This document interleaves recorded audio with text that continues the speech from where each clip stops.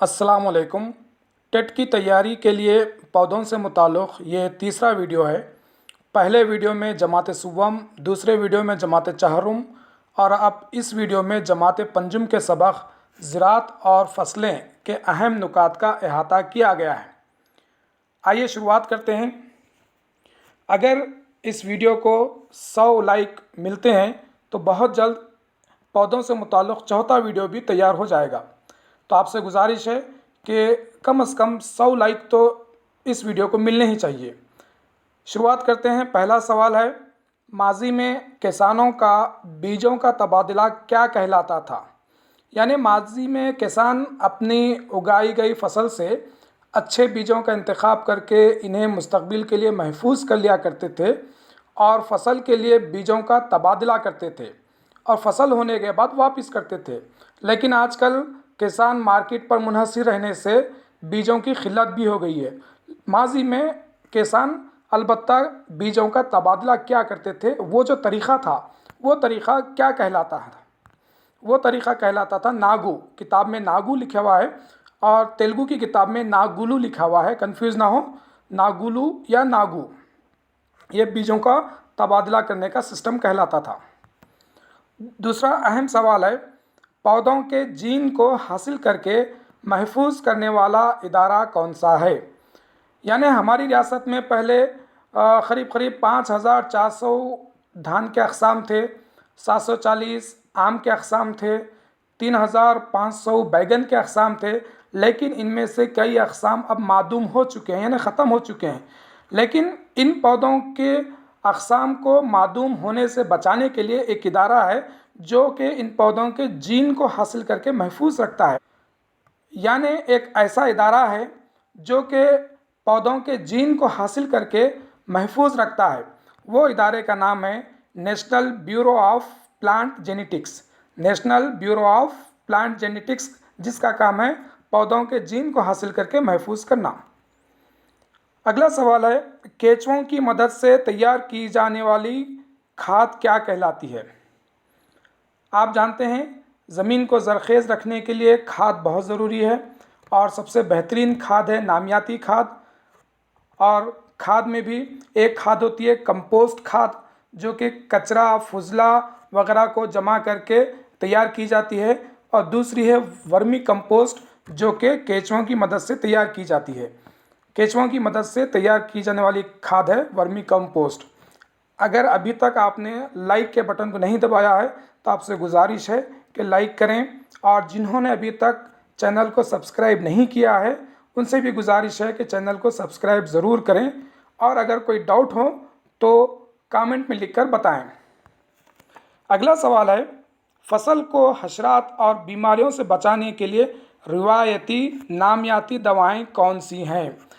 फसल ज़्यादा हासिल करने के लिए इंसान जहर आलूद हशरात कश दवाएं इस्तेमाल करता है, जो कि न सिर्फ फसलों को तबाह करती हैं, जहर आलूद करती हैं, बल्कि इंसानी सेहत के लिए भी बहुत नुकसानदायक हैं। लेकिन बाज़ दवाएं ऐसी हैं जो कि फसलों के लिए भी बेहतर हैं और इंसानी सेहत के लिए भी बेहतर है। वो नामियाती दवाएं कौन सी हैं? वो दवाएं हैं नीम का तेल और पंचगव्या। पंचगव्या बहुत अहम है। ये ना सिर्फ खाद बल्कि फंजी कश भी है और हशरात कश भी है। पंचगव्या बनाने का तरीक़ा भी ज़रा मुख्तलिफ है। इसके लिए देखिए, जानवरों का फुजला, दूध, दही, घी, केला, नारियल का पानी, गुड़ और पानी, ये सब मिलाकर पंचगव्या तैयार किया जाता है। जानवरों का फुजला, दूध, दही, घी, केला, नारियल का पानी, गुड़, पानी, इस तरह से ये इस्तेमाल करके पंचगव्या तैयार किया जाता है, जो कि दवाई का काम करती हैं। एक और दवा है जिसको जीवामृत भी कहते हैं, जीवामृत, ये भी नामियाती दवा का काम करती है, जो कि पौधों पर छिड़का जाता है। इसके अलावा कुछ नबाती खाद या नबाती दवाएं भी होती हैं जो कि पौधों पर छिड़का जाता है। वो है हरी मिर्च और लहसुन का महलूल। हरी मिर्च और लहसुन के महलूल को भी पौधों पर छिड़का जाता है, और साथ ही साथ तंबाकू का अर्ग भी इस काम के लिए इस्तेमाल होता है। अगला सवाल है, बेक वक्त एक से ज़ायद फसल उगाने को क्या कहते हैं? बेक वक्त एक से ज़ायद फसल उगाने को कहते हैं बैन फसल। बैन फसल ये ज़मीन की ज़रख़ेज़ी के लिए बहुत ज़रूरी है। अगर ज़मीन पर एक ही फसल उगाई जाती रहे तो ज़मीन की ज़रख़ेज़ी ख़त्म हो जाती है। इसलिए किसी एक जगह पर बेक वक्त एक से ज़ायद फसल उगाने को बैन फसल कहा जाता है। किताब के अंदर हफीज़ नामी एक किसान की मिसाल दी गई है जो कि 10 एकड़ पर ज़राअत करता है, जिसमें वो शहतूत 5 एकड़ पर शहतूत के दरख्त लगाता है, साथ में मकई है, अदरक, हल्दी, तरकारियाँ, मवेशियों के लिए चारा और फूलों की फसलें वगैरह भी वो इस 10 एकड़ में लगाता है, जिससे वो मुख्तलिफ़ फसलों को हासिल करता है। इससे आमदनी भी अच्छी होती है, जिससे वो अपना घर का गुजारा कर पाता है। ये बैन फसलें न सिर्फ ज़मीन के लिए बेहतर हैं, ज़मीन की ज़रख़ेज़ी के लिए बेहतर है, बल्कि आमदनी के लिए भी बहुत बेहतर है। अगला सवाल है, तेलंगाना में रिवायती तरीक़ों से ज़राअत को फ़रोग़ देने वाला इदारा कौन सा है? ये सवाल पिछले टेट 2017 में पूछा गया है। मैं यहाँ पर फिर एक बार रिक्वेस्ट करता हूँ कि जिन्होंने अब तक चैनल को सब्सक्राइब नहीं किया है वो सब्सक्राइब कर लें। दरअसल उर्दू में कोई भी वीडियो बनाना बहुत मुश्किल होता है और ख़ासकर तालीम से मुताल्लिक़ वीडियो बनाना तो और मुश्किल होता है, क्योंकि इसके देखने वाले बहुत कम होते हैं। बहुत ही मुश्किल से ये वीडियो बन पा रहे हैं। आप सबसे बस एक ही गुजारिश है कि चैनल को सब्सक्राइब कर लें। 70% अफराद अभी तक सब्सक्राइब नहीं किए हैं लेकिन वीडियो देख रहे हैं, उनसे गुजारिश है कि सब्सक्राइब कर लें और एक लाइक का बटन तो बनता ही है, उसको लाइक के बटन को भी दबा दें। तो तेलंगाना में रिवायती तरीक़ों से फ़रोग़ देने वाला जो इदारा है उस इदारे का नाम है DDS यानी Deccan development society. Deccan development society दरअसल हयाती तनू पर मबनी ज़राअत को तरग़ीब देती है। ये मेरे शहर ज़हीराबाद यानी जहाँ से मेरा ताल्लुक़ है ज़हीराबाद, इसके अतराफ़ के जो देहात हैं उन देहातों में रिवायती तरीक़ों को अपनाते हुए कम पानी से होने वाली फसलें और नबाती खादों के इस्तेमाल को फ़रोग़ दे रही है DDS दक्कन डेवलपमेंट सोसाइटी। इसके बाद अगला सवाल है, रिवायती खाद कौन सी है? किताब के अंदर रिवायती खाद का जिक्र किया गया है, इसलिए उन्हीं का जिक्र होगा।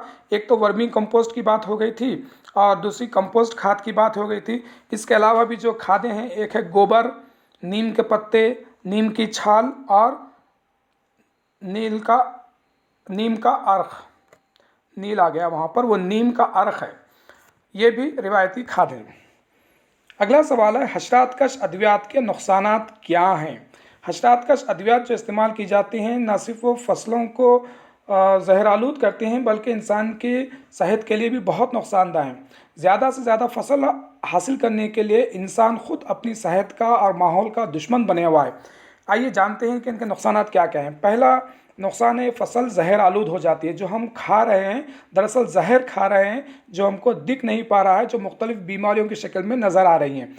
उसके बाद है किसान दोस्तों का ख़ात्मा। किसान दोस्त, आपको मालूम केचुए जो हैं किसान दोस्त होते हैं, वो उनका ख़ात्मा हो जा रहा है इनकी वजह से।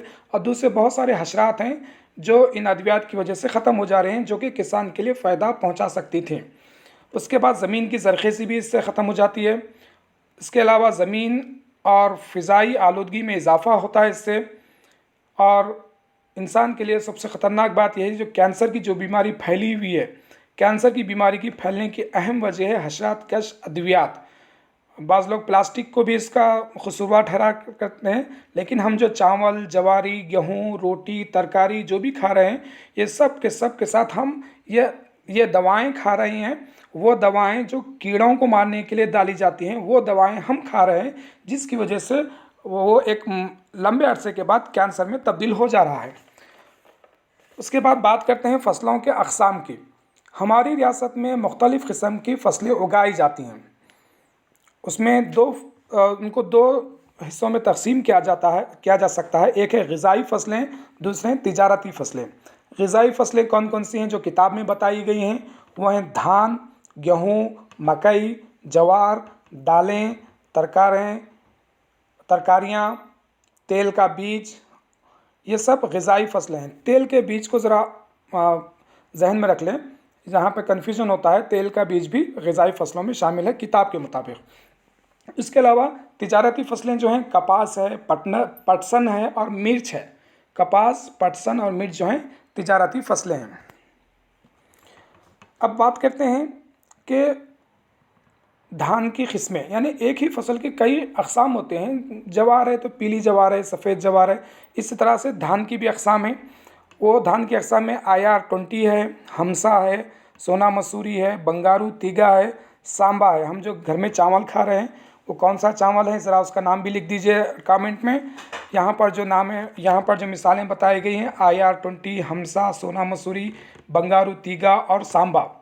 इसके अलावा जो तुवर की जो किस्में हैं वो हैं लाल तुवर, सियाह तुवर, आशा और निडपी।